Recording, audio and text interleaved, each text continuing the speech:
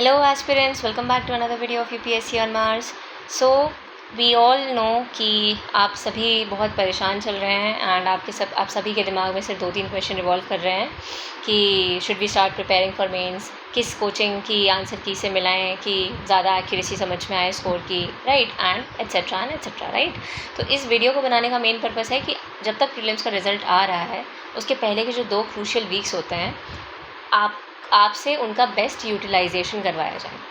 ठीक है, ओके. सो सब सीधा सा हम मेन क्वेश्चन पे आते हैं कि should you start preparing for mains. Okay, so in one line if I answer this question, if you are scoring 75 plus with 1 or 2 answer keys, okay, with 1 or 2 answer keys, then just start your mains preparation. Okay, now why am I saying this? Because see, everybody is very sure of one thing कि cut off is going to decrease this time. ठीक है, it is going to fall. Okay, now उसके भी proper reasons हैं. ठीक है, I'll list down the reasons quickly for you ताकि आपको प्रॉपर क्लैरिटी मिले कि हाँ क्यों सभी इतने श्योर हैं कि इस बार कट ऑफ ज़रूर गिरेगी. ओके, सो सबसे पहले आता है डेप्थ एंड स्टैटिक के जीएस क्वेश्चंस. ओके, स्टैटिक के क्वेश्चंस काफ़ी हद तक देखे जाते हैं कि डायरेक्ट आते थे अभी तक. ओके, बट इस बार हमने देखा जैसे ऑल्टरनेट इन्वेस्टमेंट फंड का क्वेश्चन था, एंडीज माउंटेन्स पे क्वेश्चन था, गोंडवाना सेडिमेंट्री सिस्टम पे क्वेश्चन था. ना दिस वाज फ्रॉम सीधा एनसीईआरटी ओनली, राइट. लेकिन जिस तरह से क्वेश्चन को फ्रेम किया गया है इस बार, they demanded deep factual understanding of the particular concepts. Okay, so एक तो ये होता है ना, इसके लिए सभी लोग प्रिपेयर नहीं होते हैं, है ना. तो और एग्ज़ाम हॉल प्रेशर में इन सारे क्वेश्चन से डील करना थोड़ा सा और टफ हो जाता है. सो एक तो ये फैक्टर हो गया. Then revival of modern history. ना अभी तक का ट्रेंड ये हो रहा था कुछ सालों से कि मॉडर्न हिस्ट्री के क्वेश्चंस बहुत कम पूछे जा रहे थे. ठीक है, सो ऑफकोर्स प्रायोरिटी वाइज कई लोगों ने इसको पीछे रख दिया था, है ना, रिविजन के टाइम पे. तो उसका इम्पैक्ट ऑफकोर्स देखने को मिला होगा बिकॉज मॉडर्न हिस्ट्री के क्वेश्चन को एक तो रिवाइव किया यूपीएससी ने, plus the level of question was not very simple और वेरी ईजी, है ना. Not all questions were tough but definitely most of the questions were moderately level पे थे, है ना. ठीक है, तो एक ये एलिमेंट होगा कि इसको जिसने भी साइडलाइन किया है और काफ़ी ने किया होगा definitely because seeing on the basis of the trend that was being followed by UPSC in case of modern history.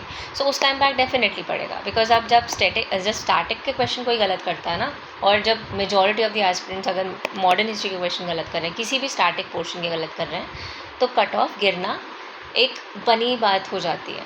ठीक है, उसके चांसेस बढ़ जाते हैं. ठीक है, okay. Then there was seen greater randomness than 2024 का पेपर भी ऑफकोर्स हर साल का पेपर तो कुछ ना कुछ सरप्राइज़ लेके आता है यूपीएससी का, बट इस साल थोड़े ज़्यादा रैंडमनेस देखने को मिली है. Like questions based on like UAV based data collection पे जो क्वेश्चन था, एग्रीकल्चर लैंड पे जो क्वेश्चन था.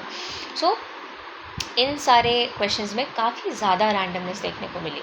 प्लस एक जो उसका यूपीएससी का था कि ऑल 3 वाला जो ऑप्शन होता है वो मोस्टली सही नहीं होता है, बट इस साल उसको रिवर्स कर दिया गया है. काफ़ी क्वेश्चंस में हमको देखने को मिला है कि ऑल 3 वाला ऑप्शन सही है.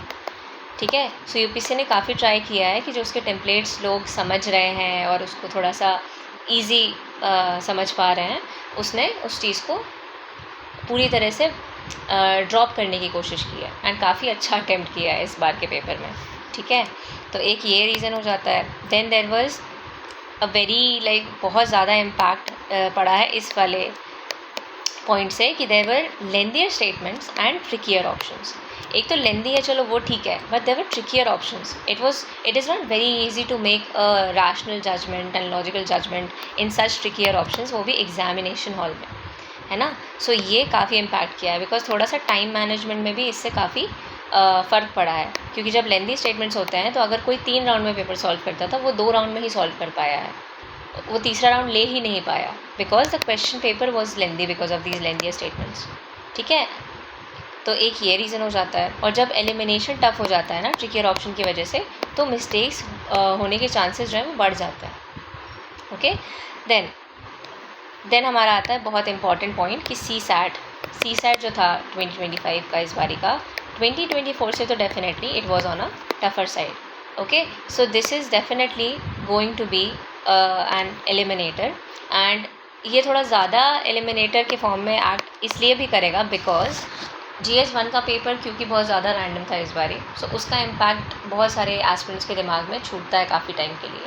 तो वो कुछ ना कुछ आप कितना भी बेस्ट ट्राई क्यों ना कर लो, I am saying definitely not all the aspirants must have been impacted in that manner, लेकिन काफ़ी proportion of aspirants were impacted by the level of GS paper, ठीक है। सो उसका थोड़ा सा इम्पैक्ट डेफिनेटली देखने को मिलता है CSAT की परफॉर्मेंस में, no matter how hard the aspirant tries, ठीक है। सो एक ये, and ultimately last but not the least point, UPSC की answer key will be a surprise this time as well, ठीक है। सो जो ओनली 1, ओनली 2, ओनली 3 वाले ऑप्शंस हैं, है ना, इस तरह के ऑप्शंस हैं जहाँ पे बहुत ज़्यादा ईजिली UPSC मोल्ड कर देता है आंसर्स को, तो वो चीज़ हमें इस बार भी देखने को मिलेगी। तो डेफिनेटली किसी भी कोचिंग की आप आंसर की से मैच करो, 100% एक्यूरेसी तो पॉसिबल ही नहीं है ना। सो एक थोड़ा सा वेग आइडिया हमको होना चाहिए कि okay, if I am scoring this much with 2-3 answer keys, so I should start preparing for mains. Now I will just suggest 1 answer key आप रेफ़र कर सकते हो अगर आप किसी आंसर की को रेफ़र करना चाहते हो जो काफ़ी एक्यूरेट होती है। सो ISPCS पाठशाला एक प्लेटफॉर्म है, काफ़ी लोग आप जानते भी होंगे, उनकी आंसर की से आप मैच कर सकते हो, वो काफ़ी एक्यूरेट होती है, ठीक है। उससे मैच कर लो, and then same point, back to square one, if you are scoring 75 above with 1 or 2 answer keys, just step into the mains preparation, ठीक है।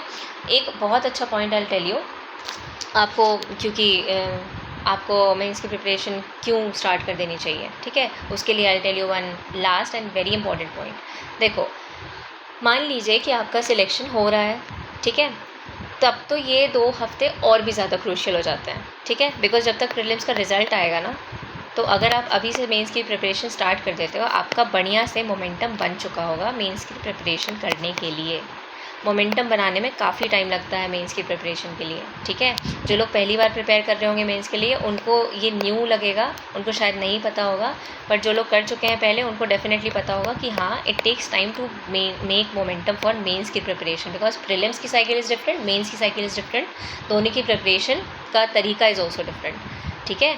सो कुछ नहीं तो इन 2 हफ्तों में बहुत अच्छे से आप अपने रिसोर्सेज सॉर्ट कर लो, आपका कौन सा एरिया स्ट्रॉन्ग है, कौन सा GS स्ट्रॉन्ग है, ऑप्शनल में क्या आपकी स्ट्रेंथ है, वीकनेसेस है, ये सारी चीज़ें सॉर्ट कर लो। आपको किस सब्जेक्ट को कहाँ से पढ़ना है, कैसे प्रिपेयर करना है, ये सारी चीज़ें डेफिनेटली आपकी सॉर्ट हो जाएंगी, and just start preparing for mains. कुछ नहीं तो स्टार्ट विथ PYQs, इनके आंसर्स देखना स्टार्ट कर दो, बनाना स्टार्ट कर दो, प्रिपेयर करना स्टार्ट कर दो, ठीक है। So start mains preparation and just answer one thing. अगर मान लीजिए वर्स्ट केस सिनेरियो लेके चलते हैं कि आपका सिलेक्शन नहीं हो रहा है और आपने मेंस की प्रिपरेशन स्टार्ट कर दी है, तो क्या कोई लॉस है आपका इसमें? आपको लगता है कुछ भी लॉस पॉसिबल है? डेफिनेटली नॉट, ठीक है, बिकॉज अल्टीमेटली ये जो आप 2 हफ्ते में आप जो ये काम करेंगे, रिसोर्सेज सॉर्ट करना, आइडेंटिफाई करना आपकी strength, weaknesses and everything regarding GS subjects, optional essay and everything, आपको लगता है ये आपका नुकसान करेगा? दूर दूर तक नहीं, है ना। सो this is my advice and suggestion and in fact my request कि ये 2 हफ्ते प्लीज़ यूटिलाइज़ कर लो, मेंस की प्रिपरेशन में लग जाइए बढ़िया से, एंड लीव एवरीथिंग असाइड, ठीक है। किसी भी अब प्रीलिम्स कट ऑफ क्या होने वाला है, किसका कितना आ रहा है, इससे पूछने उससे पूछने की सर मैम किसी से भी, B it anybody, be your friends also, कि यार इतना आ रहा है, होगा कि नहीं। Don't indulge in any of these things, ठीक है।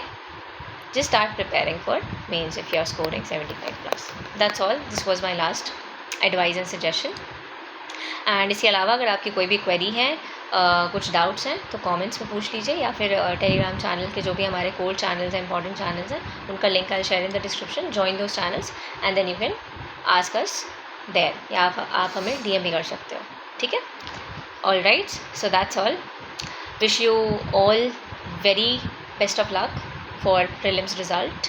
बस डू नॉट वेस्ट टाइम, ठीक है, just do not waste time, do not waste a single day now after you have watched this video. All right, thank you so much for watching this video. I hope it helped you.